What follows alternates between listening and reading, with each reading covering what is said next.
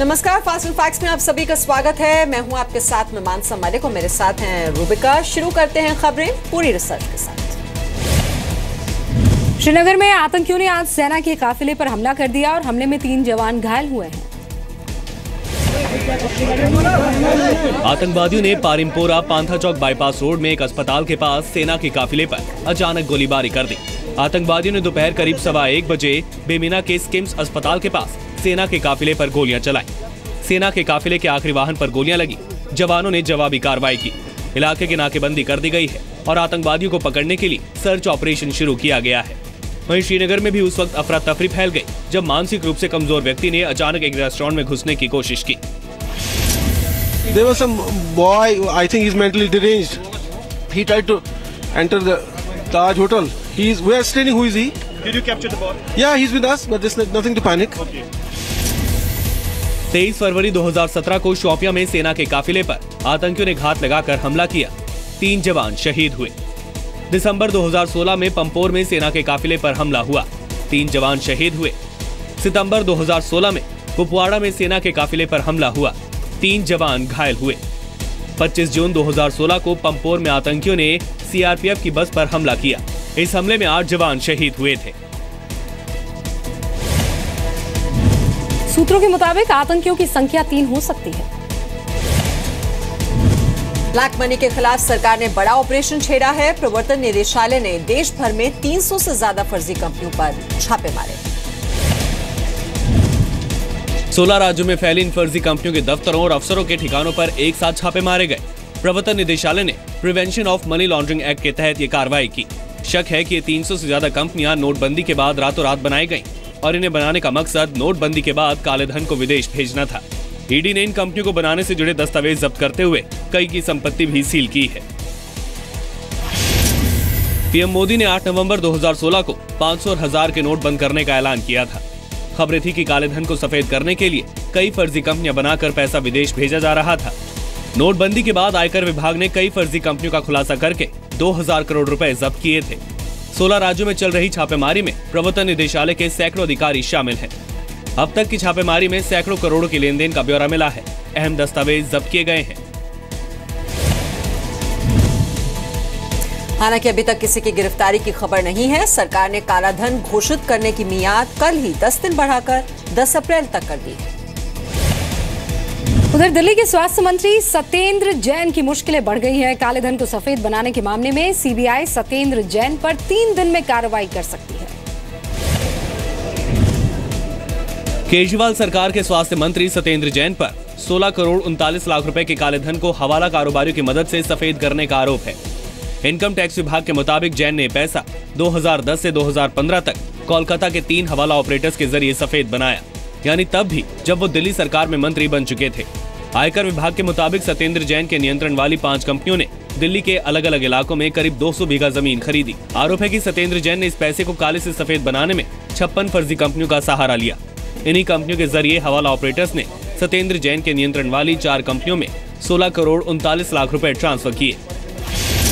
ये चुनावाती सवाल क्यों खड़े होने लग जाते हैं? ये पूरे 6 महीने साल भर इनकी पुलिस क्या कर रही है, इनकी सीबीआई क्या कर रही है, इनका एंटी करप्शन ब्यूरो, सब चुनावाती एक्टिवेट हो जाते हैं। चुनावाती सत्येंद्र जैन ने भी घोटाला कर दिया और मनीष सिसोदिया भी भ्रष्टाचार हो गया। इनकम टैक्स दस्तावेजों के मुताबिक सत्येंद्र जैन हवाला ऑपरेटर्स के पास पैसा कैश भेजते थे। जांच के मुताबिक हवाला ऑपरेटर्स जैन की कंपनियों के शेयर खरीदने के बदले में चेक देते थे। जांच के मुताबिक सत्येंद्र जैन की कंपनियों के 10 रुपए की फेस वैल्यू का शेयर 390 से लेकर 590 रुपए तक के प्रीमियम पर खरीदा जाता था। मामले की पूरी जांच के बाद आयकर विभाग ने सत्येंद्र जैन के खिलाफ सीबीआई जांच की सिफारिश की थी। 27 फरवरी 2017 को आईटी विभाग ने 123 बीघा और 36 बिस्वा जमीन अटैच की। आईटी विभाग ने बेनामी प्रॉपर्टी ट्रांजैक्शंस एक्ट 1988 के तहत कार्रवाई करते हुए ये प्रॉपर्टी जब्त की थी। दिल्ली पुलिस ने रियल एस्टेट कंपनी यूनिटेक के मैनेजिंग डायरेक्टर संजय चंद्रा को आज फिर गिरफ्तार कर लिया। मामला गुरुग्राम के सेक्टर 70 में फ्लैट के नाम पर ग्राहकों को धोखा देने का है। दिल्ली पुलिस के आर्थिक अपराध ब्यूरो ने संजय चंद्रा के साथ उनके भाई अजय चंद्रा को भी गिरफ्तार किया। आरोप है कि यूनिटेक ने ना तो ग्राहकों को वक्त पर उनके फ्लैट दिए, ना ही उसके एवज में ब्याज समेत पूरी रकम लौटाई। आरोप है कि संजय चंद्रा ने एक प्रोजेक्ट का पैसा दूसरी फर्जी कंपनी में भी निवेश किया। 35 करोड़ रुपए के मनी लॉन्ड्रिंग के मामले में उनकी गिरफ्तारी देर रात गुरुग्राम में उनके घर से हुई। गुरुग्राम के सेक्टर 70 में यूनिटेक का प्रोजेक्ट 2008 में शुरू हुआ, लेकिन ग्राहकों को अब तक घर नहीं मिले हैं। गुरुग्राम के यूनिटेक प्रोजेक्ट में चंद्रा ब्रदर्स के खिलाफ 95 शिकायतें मिली थी। संजय चंद्रा को जनवरी 2016 में एक दिन के लिए जेल भी भेजा गया था। संजय चंद्रा, अजय चंद्रा के साथ यूनिटेक चेयरमैन रमेश चंद्रा और डायरेक्टर मिनोती बाहरी भी गिरफ्तार हुई थी। चारों आरोपियों को 11 जनवरी को जेल भेजा गया, लेकिन चारों को अंतरिम जमानत मिल गई थी। गिरफ्तारी के बाद संजय चंद्रा और अजय चंद्रा को आज दिल्ली की कोर्ट में पेश किया गया। दिल्ली पुलिस ने दोनों की 3 दिन की रिमांड मांगी है। यूपी के पूर्व कैबिनेट मंत्री और समाजवादी पार्टी के नेता आजम खान ने वक्फ बोर्ड की संपत्ति हड़पने के आरोपों पर अब सफाई दी है। आजम खान ने यूपी के वक्फ बोर्ड मंत्री मोहसिन रजा और मुस्लिम धर्मगुरु कल्बे जवाद पर पलटवार किया है। आजम ने दोनों को आज के जमाने का मीर जाफर बताते हुए कहा कि वो किसी भी जांच के लिए तैयार हैं। आजम खान ने कहा कि जब वो मंत्री थे तो कल्बे जवाद अपने दामाद को शिया वक्फ बोर्ड का चेयरमैन बनाने के लिए उनके पास आए थे। चढ़ाओ फांसी के तख्ते पर नकवी साहिबान, लो इंतकाम हम कमजोरों से। चैनल से जवाब चाहता हूं, वो बताए मुझे मेरा किस आतंकवादी संगठन से वास्ता है। भारत सरकार मेरे खिलाफ जांच बैठाए।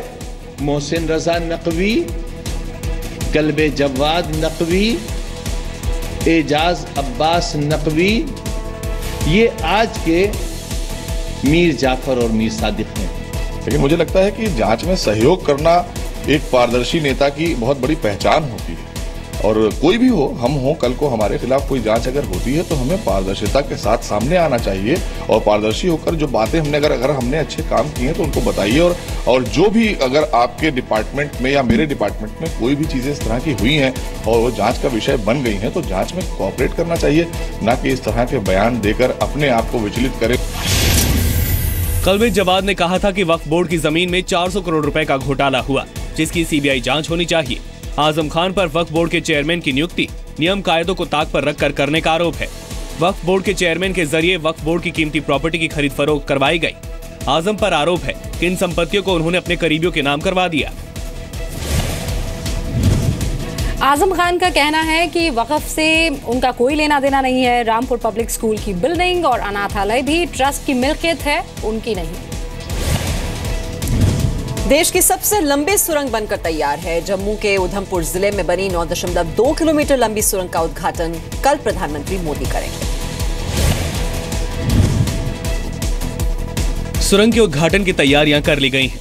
जम्मू कश्मीर नेशनल हाईवे पर चनैनी नाशी को जोड़ने वाली ये सुरंग 2500 करोड़ रुपए में तैयार हुई है। सभी मौसम में खुली रहने वाली सुरंग को बनाने में 5 साल का वक्त लगा। सुरंग के अंदर लोगों को ताजी हवा मिलती रहे, इसके लिए खास इंतजाम किए गए हैं। सुरंग के शुरू होने के बाद जम्मू श्रीनगर के बीच की 32 किलोमीटर की दूरी कम हो जाएगी। पटनी टॉप में बर्फबारी के चलते कश्मीर का संपर्क देश से कट जाता था। सुरंग शुरू होने के बाद ऐसा नहीं होगा। 41 किलोमीटर का रास्ता घटकर 9 किलोमीटर का रह जाएगा। सरकार ने कहा है कि जो लोग सुरंग का विरोध कर रहे हैं वो लोगों के खिलाफ है। और मुझे लगता है कि यदि कोई इसकी आलोचना करता है, इसका विरोध करता है, इस पर किसी को आपत्ति है, तो इसका अर्थ यही है कि वो जनहित में राजनीति नहीं कर रहा, वो स्वार्थ की राजनीति कर रहा है। जिस प्रकार से कुछ एक कश्मीर केंद्रित नेता इसका विरोध करने लगे हैं, मुझे विश्वास है जम्मू कश्मीर का युवा, विशेषकर कश्मीर घाटी का युवा अब ये समझ जाएगा कि किस प्रकार उसे धोखे में रख करके, बहलावे में रख करके वो लोग उसके भविष्य को दांव पर लगा करके राजनीति कर रहे हैं। पहली बार हमारे आशिया की सबसे बड़ी 9 किलोमीटर की टनल हमारे प्रधानमंत्री जम्मू कश्मीर को और देश की जनता को समर्पित कर रहे हैं। ये बहुत बड़ी हिस्टोरिकल घटना है और ये tunnel in state of art है। इससे जम्मू और श्रीनगर के बीच का डिस्टेंस 42 किलोमीटर जो है कम होगा। रोज 28 लाख रुपए का फ्यूल बचेगा। हुर्रियत के नेता पाकिस्तान समर्थक ही नहीं, कश्मीर विरोध की हद तक पाकिस्तान का समर्थन करते हैं। इसीलिए कश्मीर में विकास की किसी भी पहल का वो विरोध करते हैं और लोगों के लिए कोई सहूलियत पैदा हो, उनके आर्थिक विकास में कोई बड़ी पैकेज आए तो उन्हें लगता है कि लोग उनके चंगुल से बाहर आ जाएंगे। सुरंग 2011 में बननी शुरू हुई थी और नवंबर 2016 को पूरी तरह बनकर तैयार हो गई थी। ये देश की पहली सुरंग है जिसमें इंटीग्रेटेड टनल कंट्रोल सिस्टम लगाया गया है। एस्केप टनल और मुख्य सुरंग को बीच में से जोड़ने के लिए हर 300 मीटर पर 29 क्रॉस पास बने हैं। सुरंग की वजह से रोजाना करीब 27 लाख रुपए के ईंधन की बचत होगी। किश्तवाड़, डोडा और भद्रवाह इलाके के लोगों के लिए जम्मू आना जाना आसान हो जाएगा। प्रधानमंत्री सुरंग के उद्घाटन के बाद एक जनसभा को भी संबोधित